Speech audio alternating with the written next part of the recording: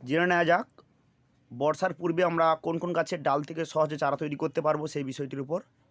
উদ্ভিদের অঙ্গজনন পদ্ধতিতে অর্থাৎ ডাল কাটিং করে আমরা খুব সহজে চারা তৈরি করতে পারি। একটা গ্রিন সেট তৈরি করে জুন মাসের প্রথমেই যদি এই পিপি প্যাকেটে মাটি ভরে অথবা বালির তলায় বেড তৈরি করে সহজে ডাল কেটে প্রতিস্থাপন করতে পারি।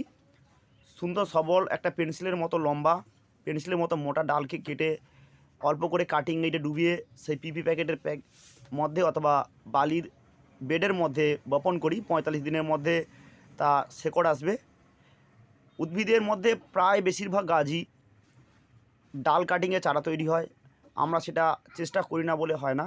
প্রায় 80% গাছেরই ডাল থেকে চারা তৈরি করা সম্ভব। তাই আমরা এটাকে চেষ্টা করতে পারি জুন মাসের প্রথমেই। এবং 45 দিনের মধ্যে শেকড় চলে এলে আমরা রোদ্দুরে ভালো করে শুকিয়ে সেটাকে বড় প্যাকেটে বা টবের মধ্যে প্রতিস্থাপন করব।